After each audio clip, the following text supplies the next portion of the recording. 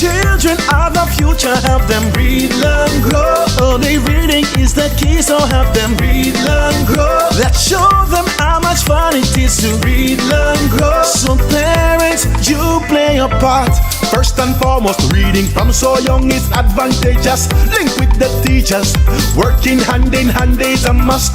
Just 10 minutes of your child reading to you is a plus. Get fun books, make reading priority. When children read, they are able to learn, and the more they learn, the more they grow. So parents help the kids read, learn, grow. Reading is fun, kids have to know.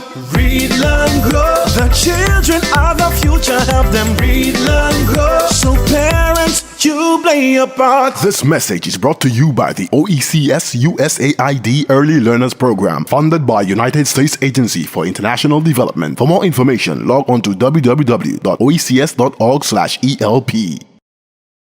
I am Dr. Gerald Thompson, an infectious disease specialist. I'm inviting you every week to join our program, Healthy Choices, Healthy Actions, a health program that you need to see.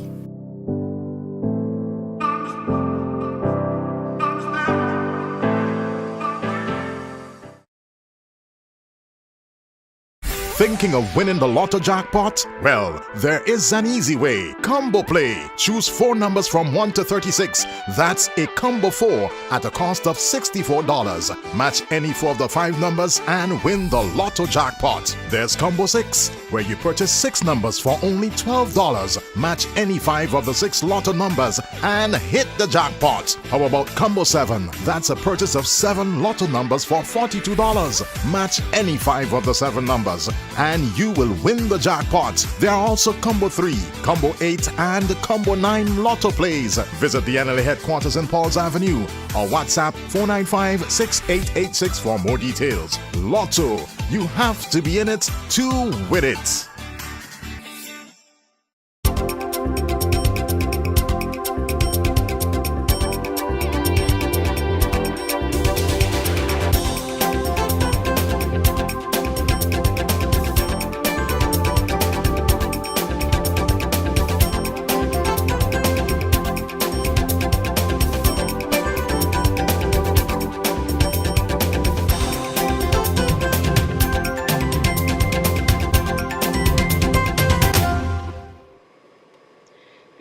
Welcome to this week's edition of Roundtable Talk. This evening we are going to be talking culture. We are going to be talking 9 Mornings, of course, 9 Mornings Festival being a major component of our cultural calendar, cultural landscape here in St. Vincent and the Grenadines. To do the talk this evening with me are Rodney Small and BOWMAN Charles, who are both from the Creative and Cultural Industries Department in the Ministry of Culture. And of course, we have Mr. LENNOX BOWMAN, Mr. Culture himself. Welcome, guys. 3 of my favorite people at one table. Thank you. Thank you. Thanks for having us. Thank you. Good evening. Thanks for having us again. Great. It's always good to have you. I want to start the discussion, first of all, by asking you, what is the role or the mandate of your Creative and Cultural Industries Department? What's your mandate? What do you do? What have you been mandated to do? Well, in a nutshell, or in its simplest form, we have a tagline that we says changing hobbies into careers, right? Basically to bring more focus to the business element of the creative and cultural industries, and then seeing how best we can make our practitioners export ready. Putting a lot of focus on how do you create a product out of what you do or whatever field you're in. Creating a national database of practitioners, not just only the performing arts element of it, which over the years we've been paying a lot of focus to, but for the entire creative and cultural industries. Another major part of our mandate is to see how we can create that marriage between private and government in terms of the holistic entertainment industry and the creative and cultural industries. So basically we focus mainly on the business element of it, while we also obviously have a heavy focus on development and training. I don't know if I missed anything. So there's that department. So that is just one part of the overall mandate of the Ministry of Culture. Yeah, well, the Is that Creative and a Cultural correct? Industries unit. There's a unit for the creative and cultural industries, right? That feeds into everything else in the Department of Culture, all of the policies, the writing of the programs, and then a big focus from us as the creative and cultural industries officers, myself and BOWMAN, is really to help execute these things in a way where, you can make a livelihood from your craft. Okay, so outside of that now, a more general description of the work of the Ministry of Culture itself.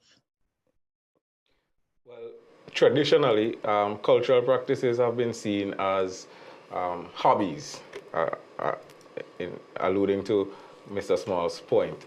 And the Ministry of Culture has been charged over the years with maintaining some of our traditional practices in dance and folk and theater arts, and developing festivals and creating platforms for these practices to be showcased on an annual basis. We happen to be the newest addition to the Department of Culture, as Mr. Small says, with a view now to seeing how we can transform these traditional practices from a state of being hobbies, basically, to how we can make them viable economic activities, and how we can begin to train our practitioners to recognize the economic potential of their talents, and sort of mine these raw talent here in St. Vincent and the Grenadines and have them to a place where they're competitive locally, regionally, and internationally. We can begin to see professional artisans in culture. What are some of the main festivals that the department or the ministry itself manages at present? Well, to be very honest, Teresa, something that a lot of persons don't really know is that we have a festival every month. So we have directly from the department, we have the National School Bands Festival, we have the Primary School Performing Arts Festival, we have the National Heroes Day, we have, of course, Carnival, which we collaborate with the CDC, we have the Breadfruit Festival, we have Emancipation Month.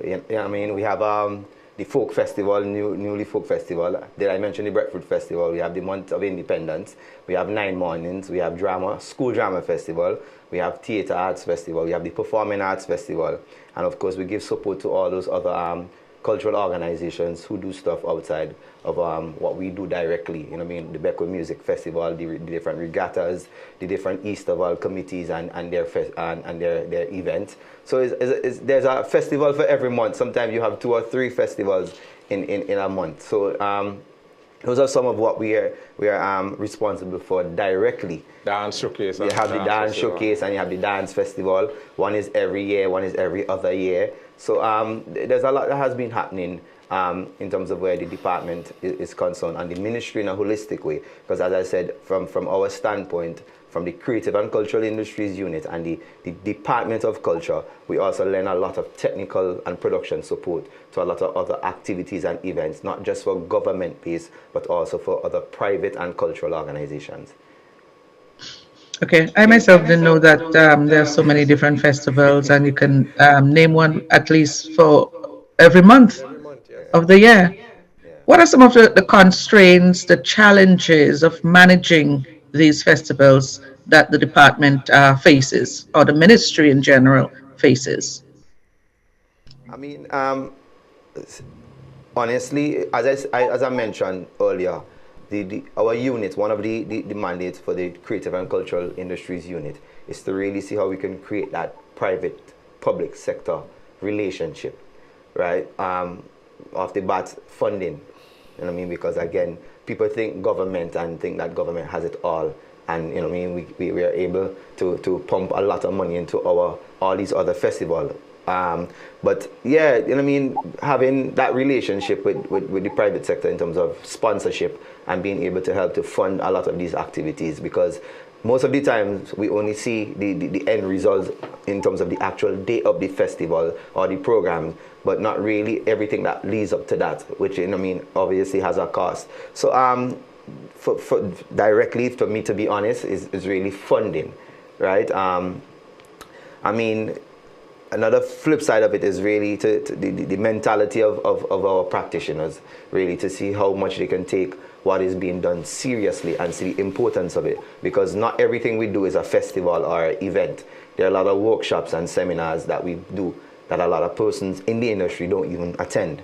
So sometimes, you know what I mean, we do these things and they don't show up, and then it kind of makes the whole entire process a little harder, because then when you start speaking the language with the other people who are outside of St. Vincent or other players of the industry who you might encounter or network with, you would realize that no, there's a deficiency in terms of what I know and what I can do as a practitioner. So even our players of the industry, you know what I mean, create some little difficulties in terms of not attending these workshops or these seminars. I don't know if BOWMAN want to jump in there.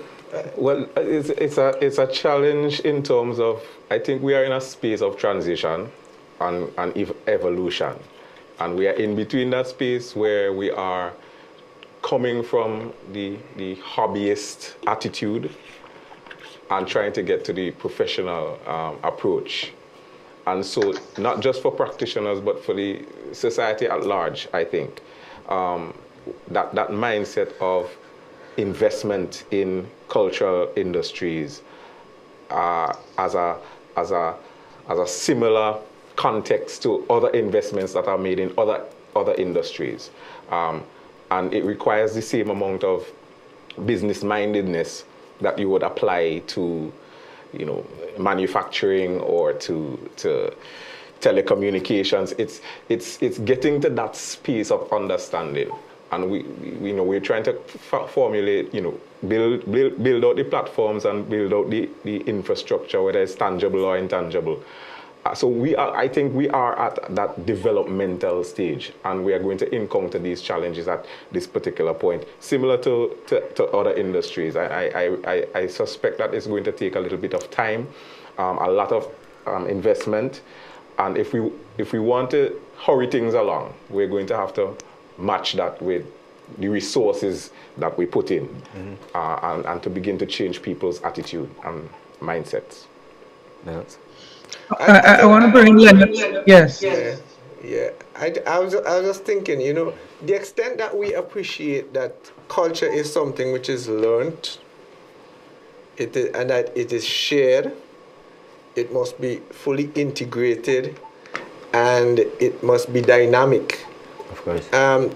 Each of those elements have their accompanying constraints. And I think it's a good thing to have the functions identified, and even recently where the CCI has been set up, the Creative Cultural Industry set up. So it's a good thing to have it identified, but then we also know that there are plans, and plans, there are constraints to plans. We talk about the financial constraints. We're talking about people's attitude. I think Rodney mentioned people's attitude towards the development of the art form. We talk about media and the marketing, and I'm sure we will get into some of the importance of these to culture. But yes, our deep set of beliefs and traditions and norms that we embrace in every way, even down to our culinary arts and so on, these are being addressed, but yes, there are the constraints of which limits the success that we can have and we should be having. Okay, we'll take a first break. When we come back, I want to talk a little bit about why we think that the business sector, the corporate sector, is so hesitant to invest fully in culture. When we come back, we'll talk a little bit about that, because I know, Lennox, you're big on the whole business of corporate social responsibility. We'll talk some more about that when we come back from this our very first break.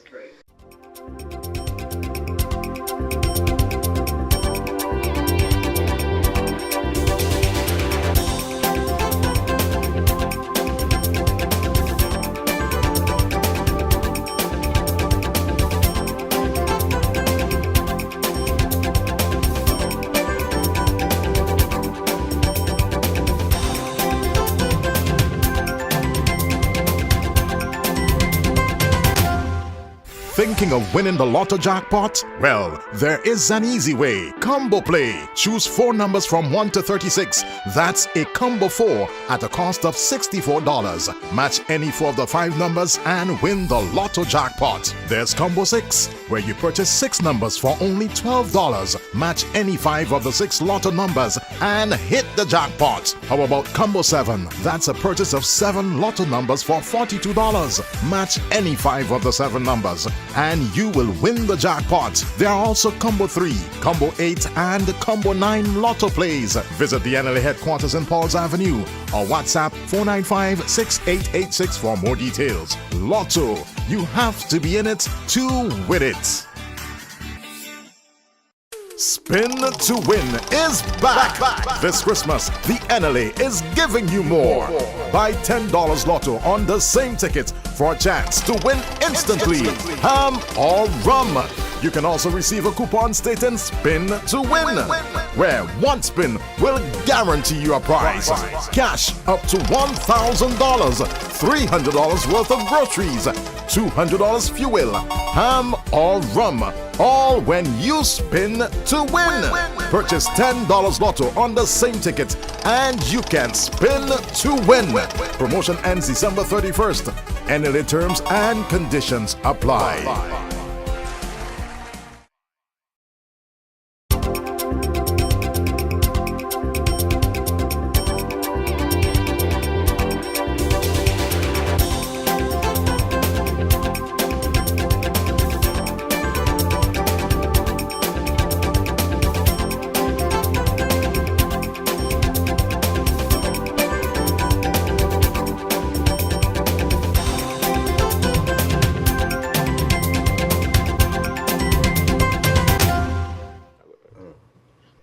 Welcome back. We spoke about the fact that the business sector is somewhat hesitant to fully invest in cultural development.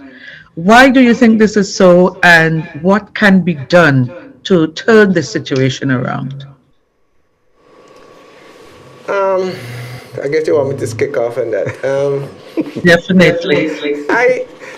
First of all, let me say that we have a few businesses that over the years have consistently been contributing to culture in St. Vincent and the Grenadines and doing a good job. But I still think that there are far too many who are not appreciating the corporate social responsibility. And I know there's a lot of argument, they will come up with all sorts of things. But I think as a Vincentian and as a leader of an organization or a business, I think most businesses would recognize that a lot of the areas in culture that they can support to can have a benefit which redound to their own, which have, it will be profitable for them then. In some way and some way or the other. But I think it has to do with the thinking and the appreciation that we are we. If we don't develop and promote what we have, our children and our grandchildren are going to be fully taken over by the foreign, by whatever the foreign imports. Already we are seeing it. We are struggling with 9 mornings to get sponsorship, but we are hearing about Halloween party. We are hearing about all different kind of foreign stuff coming in, right? There's nothing wrong with that. There's nothing wrong with that. But if we don't recognize that culture, the main characteristics of culture must do with learning and sharing and integrating into the society and creating a continuous effort to make it dynamic. If we don't have that appreciation, then we wouldn't appreciate how much your pennies that you might put into these organizations and these activities will help. For instance, we have been saying all over the world that, quite rightly so, that 9 Mornings is a unique Vincentian tradition. And we say that St. Vincent is the place to be for Christmas. We still have a struggle.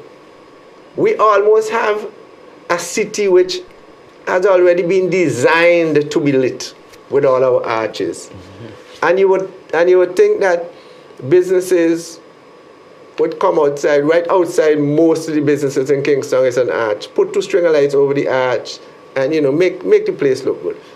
That doesn't happen. And I don't think that doesn't take place because of the cost of doing it or the high cost of electricity, because LED lights don't cost a lot. To me, that doesn't take place because of a lack of consciousness.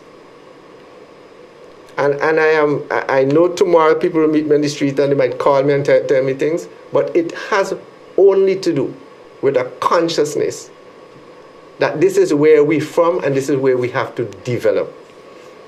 So I would like to appeal to our business owners and our managers and our leaders to spare a moment to invest a little so that their children, grandchildren, and great-grandchildren could have these cultural norms and traditions that we're talking about. How do you get people to, you talk about appreciation and you talk about consciousness. How do we get them to become more conscious and even appreciate our culture more? Who are some of the forces within our society who can make an influence or an impact where that is concerned? Is it the media? Is it the media for one, but I can speak about the media differently. But we have a lot of young persons who have made a marked difference in St. Vincent cultural landscape over the years. And these 2 guys from the creative cultural industry have been doing phenomenally well. Rodney himself in so many different areas, right? And I think people just need to recognize what is happening and what should happen. I mean, I made the point the other day that Beckett did some songs in the 70s. He's so and so on. It's 40 years on. And whenever you want to go to a vintage song, you go to those songs. And I'm not saying for one of the reasons they go to them is because they are great songs, great compositions and so on. But over the past 15 to 20 years, and throughout that time, there have been other artists with great compositions. Why are they never thought of as being vintage? You know why? No fault of Beckett. Those songs that Beckett, Soso, and Scotia are great songs. But you know why? Because the radio stations and the DJs don't play those music. So when we had 705 alone and we hearing all this music, we got accustomed to it become part of us. So our radio stations management, our DJs must attach some kind of appreciation for playing their own. St. Vincent is one of the few countries, probably the only one I go everywhere. And our local music are least played. And I am not seeing that, but nobody tell me. Even in the hotels in St. Vincent, when the visitors come, you hardly hear any local music. But if you go in the other hotels and things, there's some appreciation and some recognition that if we don't do it, it would never get done. But I want to jump in here. From the first, the social responsibility. One of the things I don't think a lot of these companies understand the value of culture. Value in the sense of money. Because most of the time, a lot of these companies, they want to know what am I going to get back if I am supporting what you're doing. Now, I remember a couple of years ago when I was at Sign Euphonium Steel Orchestra, and I was approaching a company to sponsor the junior band. At this point, the junior band had 85 players. And the card I had to use on that company is that this is 85 new junior savers for your bank. So what are you going to do? You're going to turn that away or you're going to embrace it? If you start each of them with $10 in a junior account at your institution, they are your long-term clients or customers. So, you know what I mean? It's unfortunate that you had to take that approach where I have to tell you what you can get from me for you to give me something. But then that is the reality. Now, if you're sponsoring a community organization, it is a win-win situation for you. I remember studying in Jamaica, LENNOX, and a football team went to Coates Furniture asking them for some t-shirts to play football, and they refused. I'm not advocating for this kind of thing, but the men them burned down the building the next morning. You know what I mean? But the consciousness now, again, going back to my Jamaican experience, I had to study Jamaican music for 4 years without one university credit. As a foreign student, for 4 years, Jamaica music without a credit. So, and I could not have graduated without that. So that is something I want to put in our minds, right? So as a foreign student, I had to study Jamaican music for 4 years without a credit. Now, you ask about why we think the consciousness is not there. And, you know, I think it has a lot to do with education and preservation. I mean, the media has a part to play because, you know, everything is, as BOWMAN says, evolving. Nothing is wrong with somebody creating an app that is talking about our folklore and making it, for a better word, sexy for the young people on the same apps that we use every day. Because, again, it is evolving. BOWMAN could tell you, we have a document in the Department of Culture that we are waiting to release in the digital platform that deals with our ring games. Our traditional ring games. We started a conversation with Sean Stanley from the sports department where we can move away from some of these international games that we teach at the primary school level where, you know, you have PE and use our traditional games in the PE classes. Hopscotch, morale. Now, when you play a good morale, you bust a sweat. Nobody can say that. That cannot be in the form of physical education. But while you're doing that, you're also educating the young people. It's edutainment. Yeah.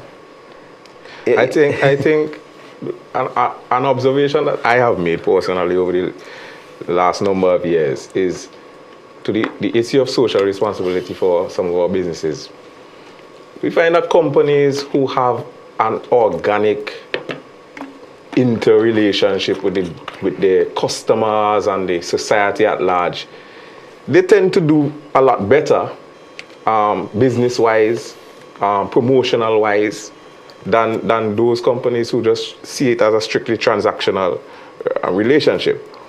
And I think that if we can, because these things are not going to happen, these things are not going to transfer the cultural knowledge, heritage, these things are not going to transfer on their own. Mm-hmm. They require actual effort, people who are dedicated, people who are resourced to focus energy and resources into the preservation and the transference. So it takes actual planning and action to be able to get a 5-year-old to learn how to play these traditional games, because somebody has to teach them.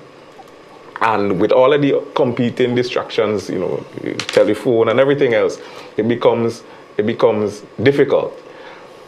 But if we are to maintain our cultural identity as Vincentians, it requires that we put in this, we make this sort of investment. I just think that's really important for us to understand. I mean, one thing that is extremely, that is missing, Teresa. Long ago, we had some serious community leaders, and they were the ones who would create that reasoning atmosphere. Because a lot of the things that I know culturally, I didn't read it in a book. Because that's another issue we have. A lot of our stuff are not documented, right? Because I remember when we were doing the production, when I was writing the production for UE, it was the 70th anniversary BOWMAN. I was writing the production in terms of the contribution the university made to our cultural landscape. And I remember going to Spirit, and I took out my phone to record what Spirit was telling me, and Spirit told me, no recording, sit down and take in the information. And I learned about the Black Power era. And as a Vincentian, when I learned about the Black Power era, I felt so empowered because of that reasoning opportunity I had. You understand? Now, Spirit is a leader in his own right. I find that the communities is missing that particular person, yeah. You know what I mean, who could help to pass on a lot of the knowledge, you know what I mean, about what eat, because every community, you know what I realized too, every community is known for something, And I know in the department, BOWMAN, we had this thing where we wanted to put a mural in every community, but that mural must reflect what the community is known for. So when you enter Barley, the mural that you see is of what? Blackfish. You know what I mean? How they catch the blackfish, you know what I mean? And stuff like that. We see it even in our 9 mornings. Right. When you go to certain communities, they're into drumming, one into Stubbs into drama. The food. So it's... Okay, we'll take our second break and come back and talk about what's missing, where do we go from here, how do we address this situation in a serious manner.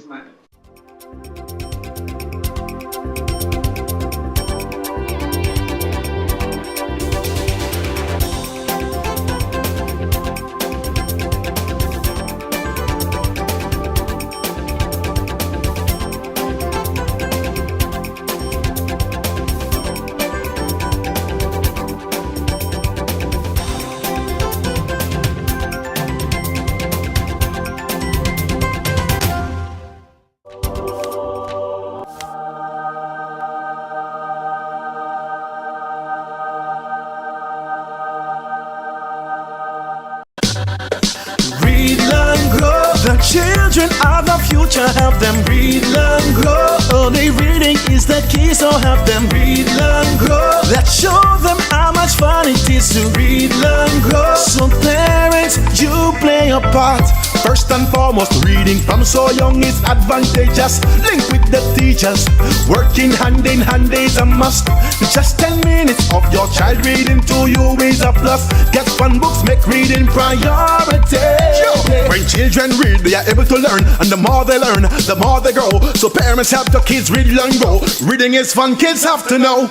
Read, learn, grow. The children are the future, help them read, learn, grow. So parents, you play a part. This message is brought to you by the OECS USAID Early Learners Program, funded by United States Agency for International Development. For more information, log on to www.oecs.org/ELP.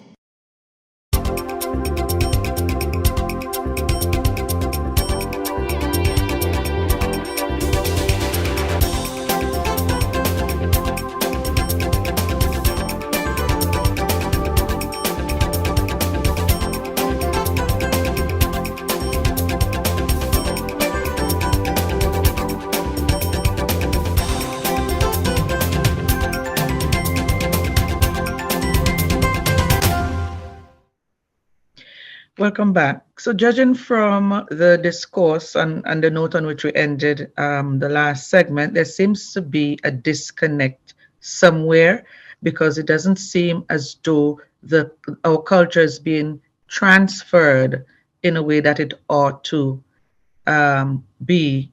Am I reading correctly? In that case, what do we do? I think LENNOX was saying that, he would save that for later down. The New World Order, multimedia, media, marketing, branding, promotion, right? Because the information is there, the resources is there, the documents, the documentation is there. It's just how do we move it from here to the people, right? In two sense, physically, I mean going into the different communities, the schools in particular, and try to implement a lot of these programs within the school curriculum, right, from a primary level. So that's the point I was making with the ring games. A lot of our programs, a lot of our culture, we have to make it a part of our school curriculum if we truly want to preserve what is happening. Now, a lot of our young people are totally unaware of a lot of things. I mean, like I was telling a young man the other day that, you know, St. Vincent used to do their own jab. Because that's what they know. They know jab now. We know old-time characters, old mass monkey band. We used to do powder. He didn't know that. Now, it's not his fault because it's not there for him to know. I mean, so I think what is happening now, my personal opinion and suggestion and recommendation as I continue to put them on the table, is for us to utilize these devices and all that is available to us and start to digitize and make them sexy for our young people. Because the other day I was in a line with some young people, because I like to line with them, Teresa. And one tried to tell one, hey, I know this song, hey. And it's a song, when I tell you it's a song from way back, I didn't even know the song. But they want to brag and boast among themselves that they know more old school song than the other one. If you understand what I mean. And if we can get that in their system, and they're going with that approach of wanting their friends to know that I know more than you, then half of our work is finished, right? So I think most importantly, and I mean, BOWMAN could attest to that, and even from the department, is to see how we can create a collaboration with the Ministry of Education, with a lot of what we have in terms of St. Vincent and the Grenadines, not just the department, I mean, and even individuals, because I feel people like Spirit and Blondie Board and SIP and CP and these guys, they have a lot of Michael Peters, Darky Williams, and from time to time, different principals or different teachers should invite these men into their classrooms. You feel me? And then again, we work on the documentation, and the information could be now accessible online, because I am somebody who teach theatre arts for CXC, and one of the requirements for your SBA is to write on a cultural form, and we have a lot of students who write on other countries' cultural form and not anything on St. Vincent. I mean, I have students who wrote on Ninky Mini. I have students who wrote on the Maroon Festival in Jamaica. I have students who wrote about Trinidad Carnival.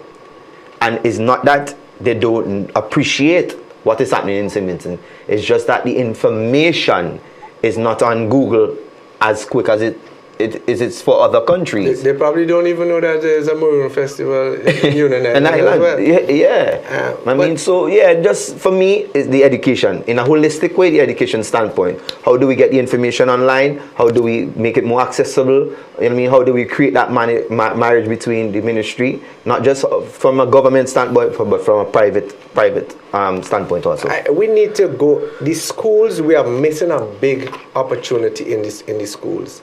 And I don't know, I know it is not the will of the authorities, because I think has been recognition from way back when that to get anything done and developed, you have to have the continuity in the school, because culture is something that you have to learn before you can pass it on. Mm-hmm. And look at what has happened to our mass. I know that attempts have been made a lot for mass men to go into the school and teach the craft and so on. But in many cases, they have met resistance. Correct. Look what has happened now. What you see in St. Vincent now for mass is what you see in everywhere.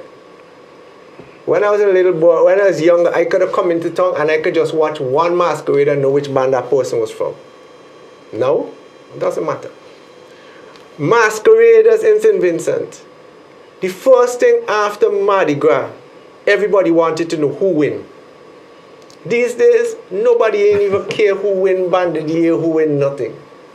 Because it doesn't mean anything to them. That's not what they're in it for. They're in it for just the party. Calypso is a struggle sometimes to get the schools to embrace and accept that Calypso is an art form. I don't know if they see Calypso as some devil thing or what. Right? Pan. If it wasn't for the government, Pan against crime, we probably would have been in a sorry situation when it comes to Pan and Simmons. Correct. But I can say now, people are looking at Pan differently now.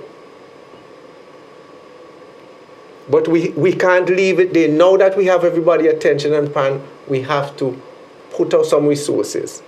The second thing I'd like to talk about, Teresa, is our media. We need to have a media discussion. And I'm not trying to hit any media and no announcers but the time has come for us to have a serious discussion as media practitioners in terms of how we promote St. Vincent and the Grenadines and how we promote culture in St. Vincent and the Grenadines. The time is long past, but it's never too late. Because there must be some appreciation. Who is going to initiate that conversation, Lennox?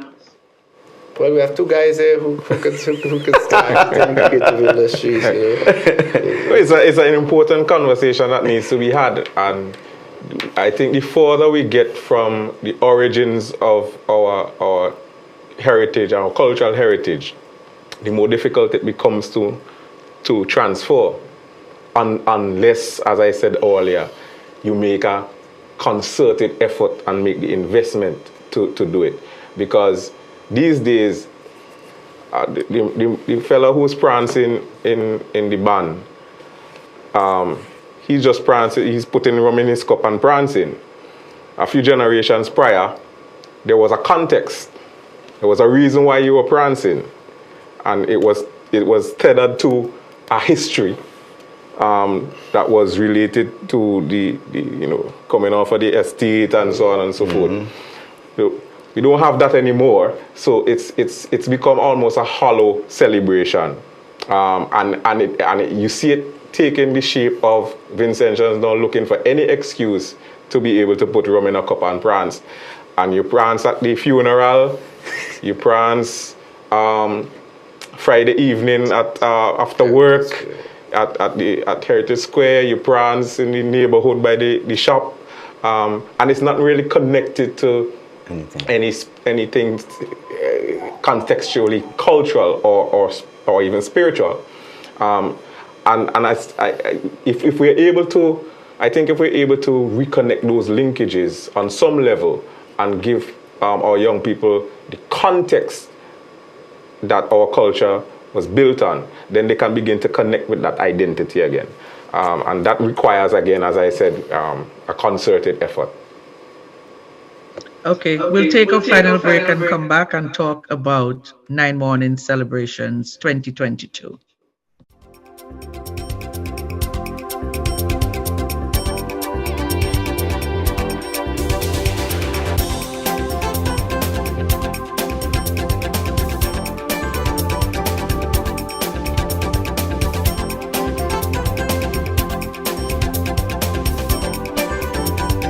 Spin to Win is back.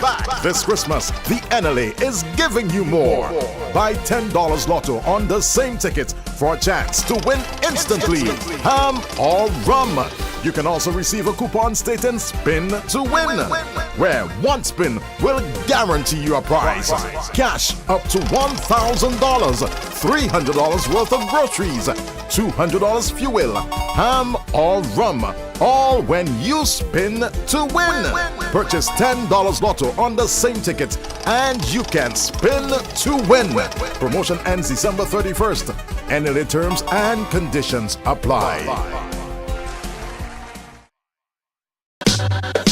Read, learn, grow. The children are the future. Help them read, learn, grow. Only reading is the key, so help them read, learn, grow. Let's show them how much fun it is to read, learn, grow. So parents, you play your part.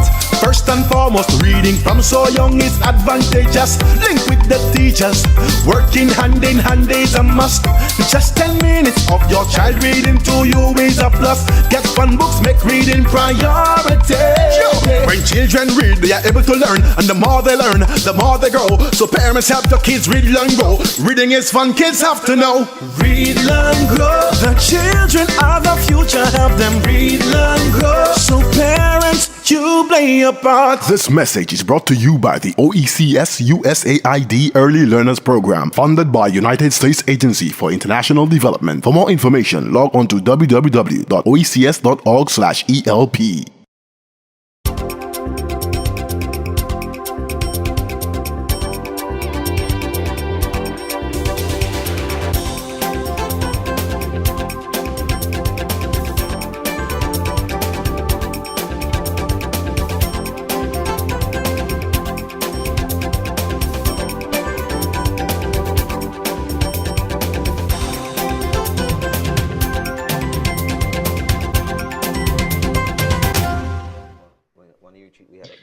Welcome back. And before we talk about what's happening with the 9 mornings throughout all the various communities in SVG, I want to ask you guys, what makes Vincentian Christmas celebrations different and apart from other celebrations around the world, not just regionally? Lennox, I think you'd like that one. Easy one. Well, it's to the point is our 9 mornings festival and our unique 9 mornings festival. I think that 9 morning festival, being as decentralized as it ever was from day one, in a way created a kind of vibe throughout St. Vincent and Grenadines at Christmas time. And thankfully, we, after 100 plus years, it is still with us. It is the only country in the world I know and where people get out of the bed 4 o'clock in the morning to go see bathing and window shopping and concerts and serenading and playing sports and games in the road. And in recent times, you also have stores opening at 4 o'clock in the morning. So in a nutshell, that makes it different. But obviously, as a Vincentian, I would say that we have a great love for Christmas. I think I tell people that Christmas to me is like a conspiracy of love. Mm-hmm. Even people who don't tell you hello will tell you Merry Christmas, and you know, it is, and commercially, it's important. It's a potent season for businesses, but also as a stock taking for people for in their homes. A lot of people, they have a little thing to do, they wait until Christmas to do it. It's just part of the thing. You make your house look new and thing for Christmas. But beyond just the decoration, is some serious house maintenance and house repair work done to their greatest assets, their home. So I think all of these things come together, but what makes us different? 9 mornings.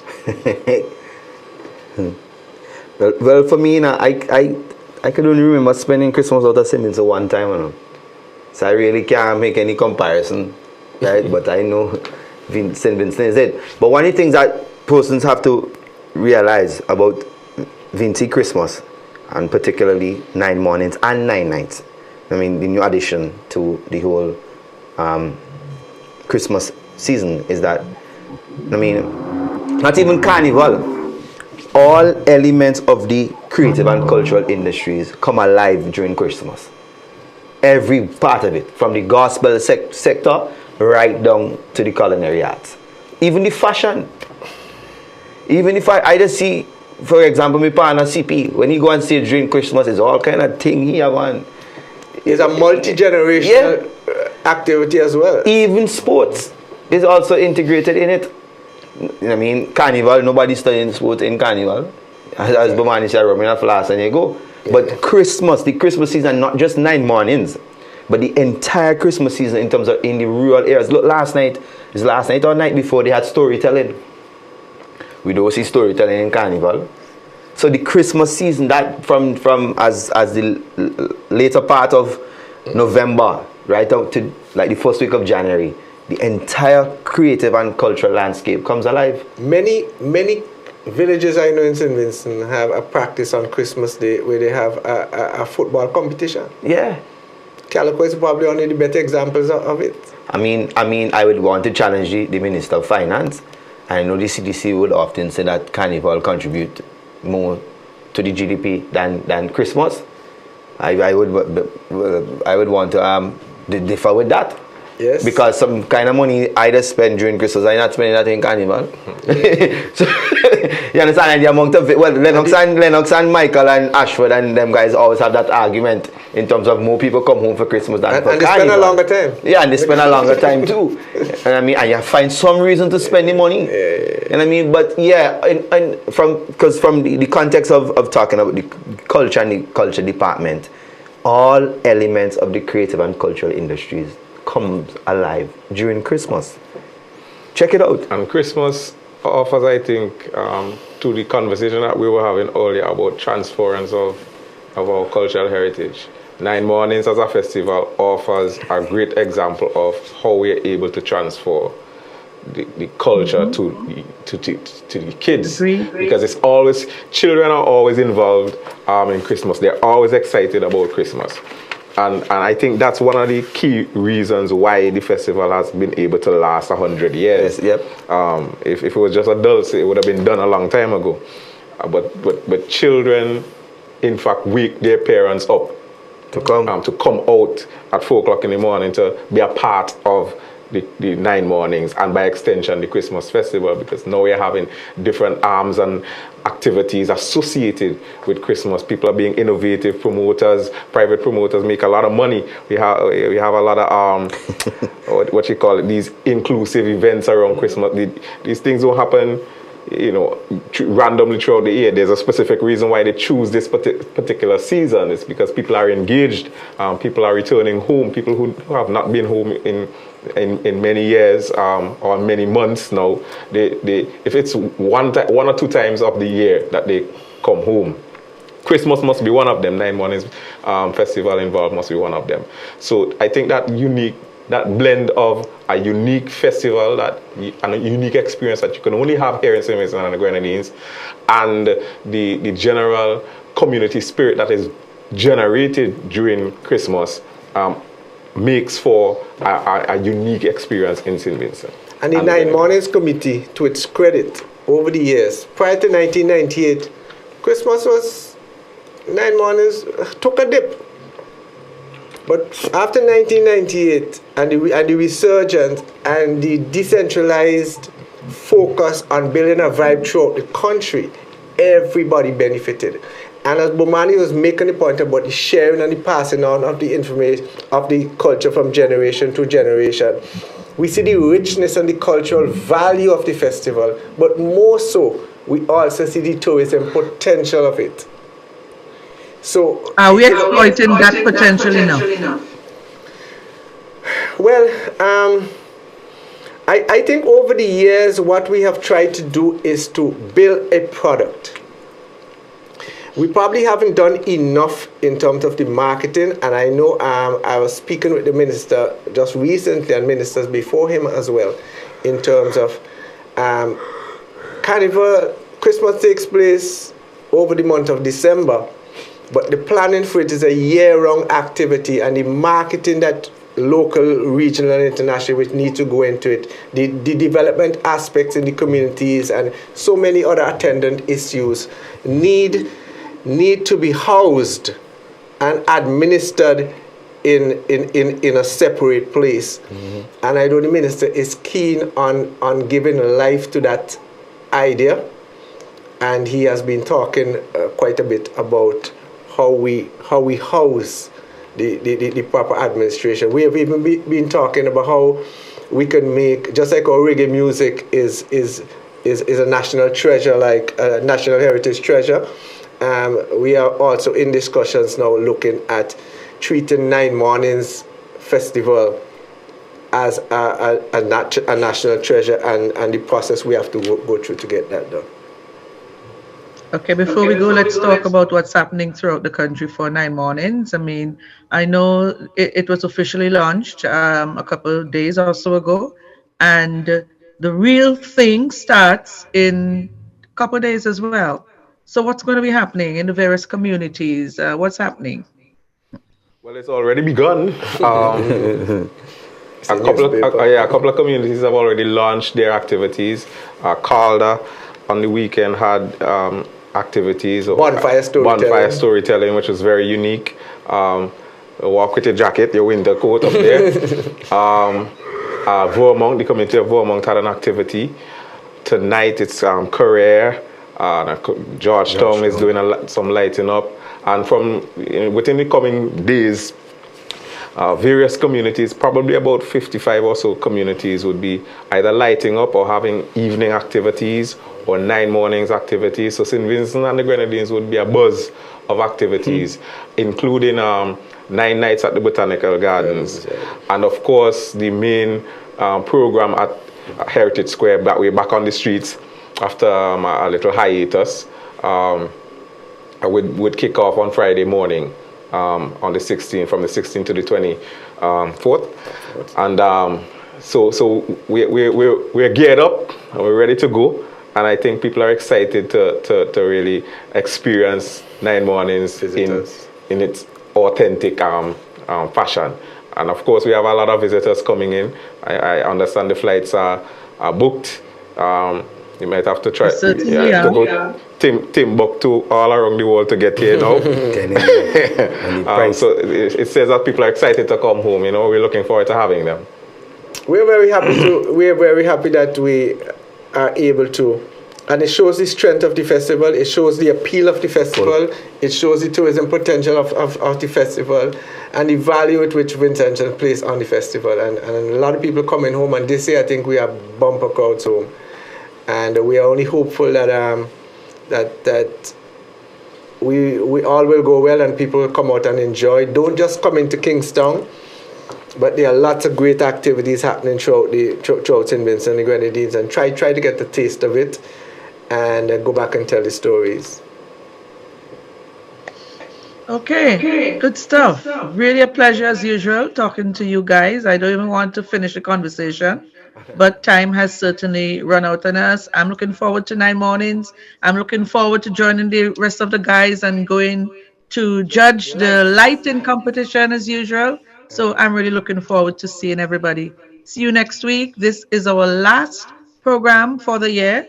Thank you to all who joined us during the year. We'll see you again next January, when we will resume our programming of Roundtable Talk. It's been a pleasure. Thank you, BOWMAN. Thank you, LENNOX. And of course, thank you, Mr. Small. That's our program for today. Good evening, and thank you for joining us. Enjoy the rest of your Wednesday.